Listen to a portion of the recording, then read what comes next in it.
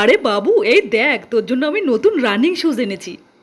বাহ বাবা, জুতোটা তো খুব ভালো। পাপা, আমার জন্য কেন আনোনি? আমারও তো জুতো চাই। এই তোর শুজের কি দরকার রে? তোর তো চপ্পল আছেই, এটা দিয়েই দৌড়বি। দে বাবু, রেখে দে, কাল সকালে দৌড়তে যাব। চল চল তাড়াতাড়ি চল। আহ, ওরে বাবা রে, মরে গেলাম। ওই বাবু দাঁড়া, দেখ আমি হাতে চোট পেয়েছি রে। আরে বাবা, তুমি পড়ে গেছো তো আমি কি করব? আমাকে তো দৌড়তে দাও। আরে পাপা, পড়ে গেলে কি করে? দেখি, তোমার তো রক্ত বেরোচ্ছে বাবা। না মা, তুই কাঁদিস না, আমার কিচ্ছু হয়নি। কতটা কেটে গেছে, রক্ত বেরোচ্ছে, আর তুমি বলছো কিচ্ছু হয়নি। না মা, এই চোটটার আজকে আমার দরকার ছিল।